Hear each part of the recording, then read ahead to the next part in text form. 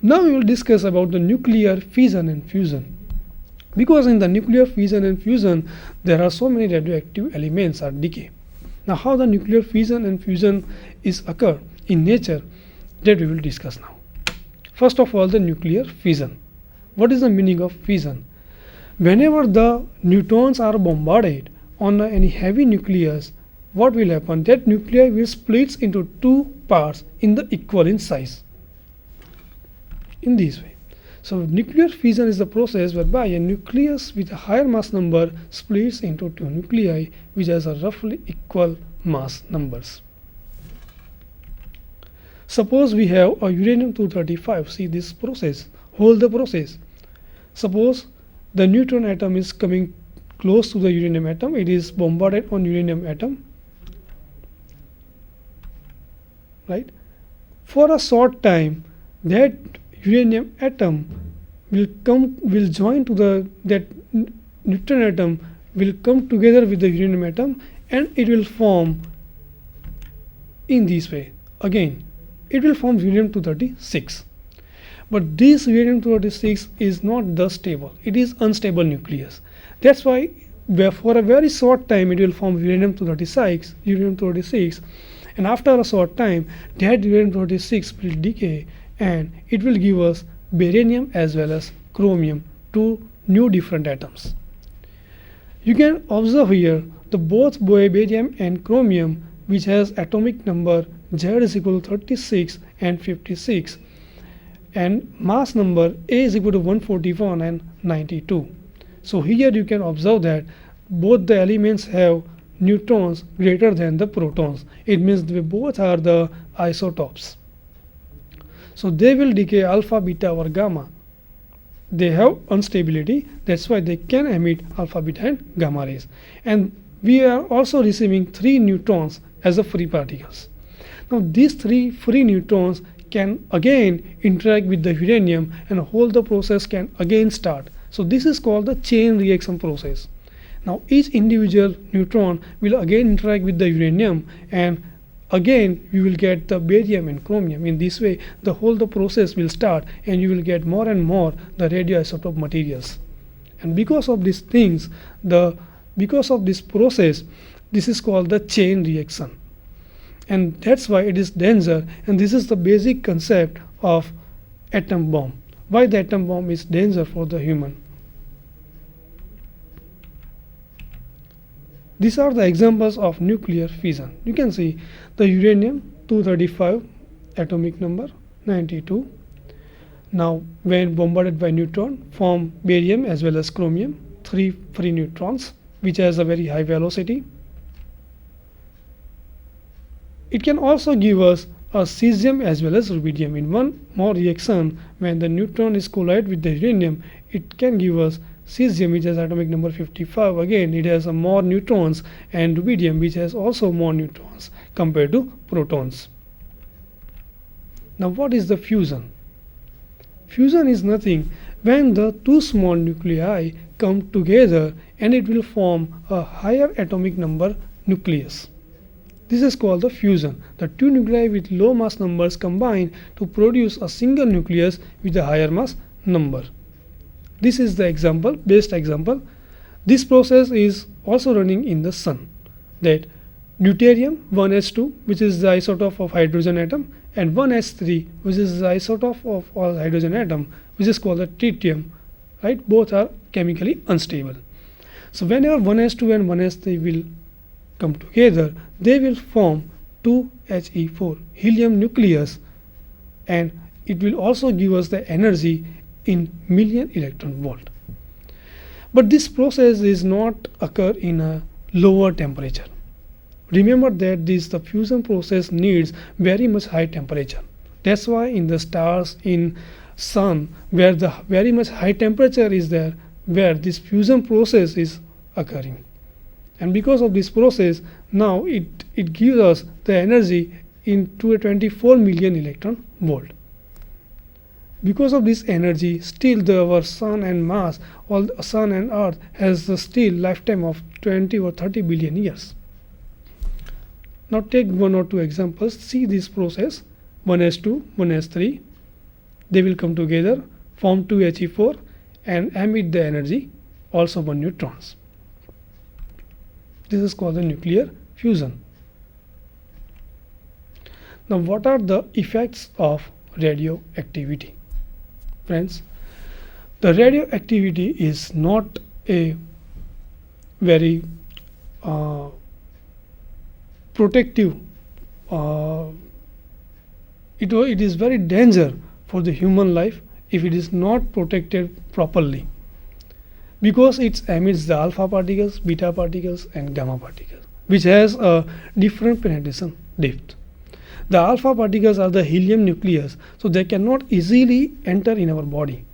But the beta particles, which have seen that, which are the electrons, so they can easily penetrate from our body because the electron has a lower wavelength, right?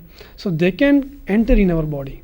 Whereas the gamma rays, which has a wavelength of few angstrom, and it can penetrate from the some thickness around in centimeter throughout the material. So the gamma rays are the most dangerous elements. So what are the effects of this radioactivity that we can see by this diagram? Suppose this is a human body, you can see. If the alpha particles are coming, or beta or gamma, what will happen? Suppose alpha particles come to your body. Alpha, right now we are aware that alpha particles is nothing but the helium nucleus, 2He4. So they cannot enter in our body directly. Beta particles, they can go on penetrate some distance throughout our body, they can enter in our on the skin of our body, and the gamma rays will penetrate from our body throughout the body. Because of this kind of rays, the conclusion is that they have concluded that this kind of radiation can damage the DNA as well as the living cells of our body. So it is very dangerous for any animal or any human body, because DNA is the basic component of the living cell of the human body. And once if gamma rays will enter in our human body, and if it will ionize that DNA atom or molecules, what will happen? Because of that ionization, it will damage your unit cells and it can be cause the cancer or leukemia. These kind of things can be caused. So this was the very serious effect of the radioactivity because of the gamma rays. Now anybody have question how the gamma rays can be detected? The gamma rays can be detected by the Geiger-Müller counter. Now it has some also positive effects that we will see the later. So outside the body, alpha and the beta are more dangerous because they can enter in our body. But suppose your alpha rays are in your body, then it is also most dangerous, because alpha rays will not come out, eject out from your body. It has a higher wavelength. So alpha is a 2He4 helium nucleus. It cannot come out from your body. So if somehow if alpha nucleus in your body or blocked by your body, then it will ionize all the atoms and molecules of your body. So inside the body, here the word inside the body, an alpha source causes the most damage because it is the most ionizing element. And the outside the body, beta and gamma rays are most dangerous as its radiation is blocked by the skin. So this was the concept of the alpha rays and beta rays and gamma rays, how they are harmful to our body, inside the body as well as outside the body. Now radiation has some also positive ways. Radiation is used positively in a variety of ways. For example, in medicine, radiation and radioactive traces are also used to diagnose and treat medical problems. These are some positive ways of the medicine, radioactivity. Now it's the radiation therapy. Okay, radiation therapy used to treat the cancer. Friends, these are the things of radioactive rays. It has very good effects as well as bad effects. It can create the cancer as well as it can also cure the cancer. See, radioactive therapy used to treat the cancer may involve the use of implanted radioactive isotopes such as gold 198 or iridium 192. Now, in industry, the radioactive elements has also very good effects or very much advantages because manufacturers can also use radiation to check the thickness of metal containers by measuring the amount of radiation that passes through. Because the alpha, beta and the gamma, these three rays have the different penetration depth. So by applying the alpha, beta and gamma, you can measure the thickness of your material, whatever your metal, your glass or plastic, whatever the material. To measure the thickness, you can use the alpha rays for that thing because the alpha rays can penetrate through to the some distance in the material. This was the advantage of alpha, beta and gamma rays, or you can say the radioactive rays. It has also very good use of generate the electrical power. It was not that the energy is only harmful.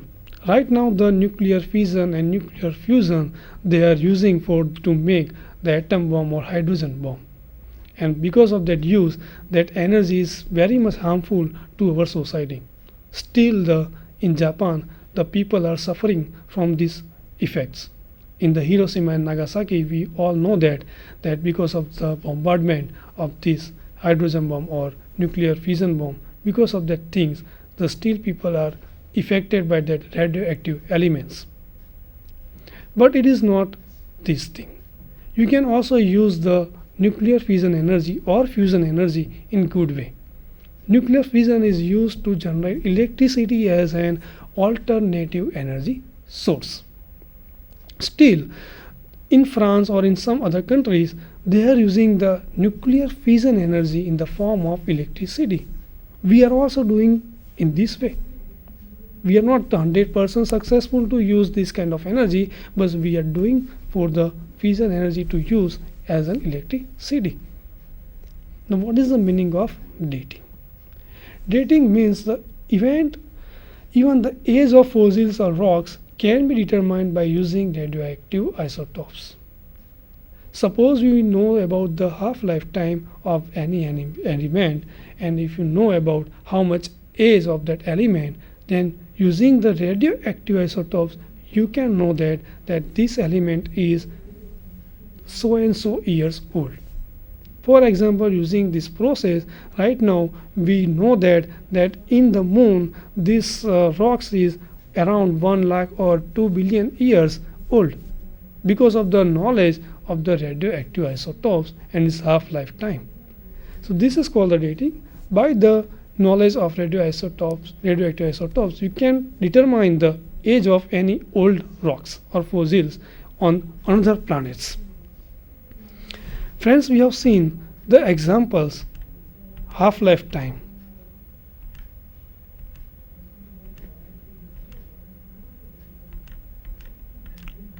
Let us see that example properly.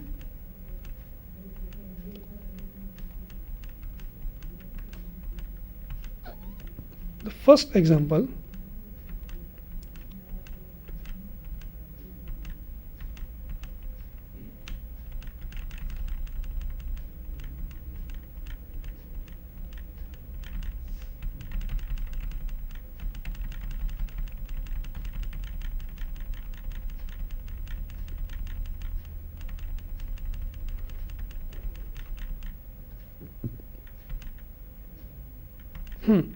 okay, this was our first example.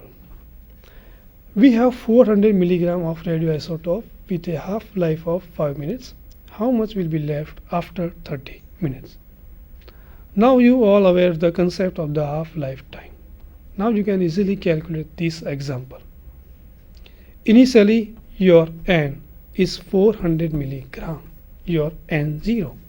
You want N which is equal to the substance which should be the after 30 minutes. After a 1 half-life time means after the first 5 minutes, that 400 will give us 200 milligram. After a second half lifetime, it means after a 10 minutes, this 200 will decay and it will give us 100 milligram. Now, after a third half lifetime, the substance are still decay and it will give us a 50 milligram, right?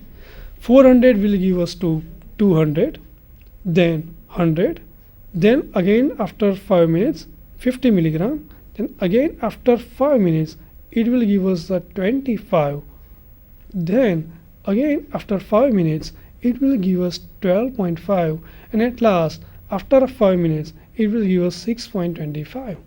In this way, by sum of 5 plus 5 plus 5 plus 5 plus 5 plus 5, which will give us the 30 minutes. After the 30 minutes, your substance should be 6.25 milligram, which is our answer. What is our the second question? Suppose we have a 100 milligram sample of AU, which is 191 atomic number and half-life of 3.4 hours. So how much will remain after 10.2 hours? Initially your N0 is 100 milligram sample. Now here half-life of 3.4 hours. Now friends, don't do any mistake. Here we have given the figure 100 milligram when it has a half, then when the time is 0. After one half lifetime, you can calculate that after one half lifetime your T is equal to 3.4. So initially when T is equal to 0, you have 100 milligram sample. After 3.4 hours, after a one half lifetime, it will give us 100 to 50 milligram sample of AU. Now again a second half lifetime, it means 3.4 plus 3.4 hours, which will give us 6.8 hours. After a 6.8 hours, your sample will remain only 25. 100 will come to the 50 milligram and that 50 milligram come to the 25 milligram. Now you have a time is 6.8 hours. Now again if you give the 3.4 hours lifetime, it means on the third half lifetime the total will be 3.4 plus 3.4 plus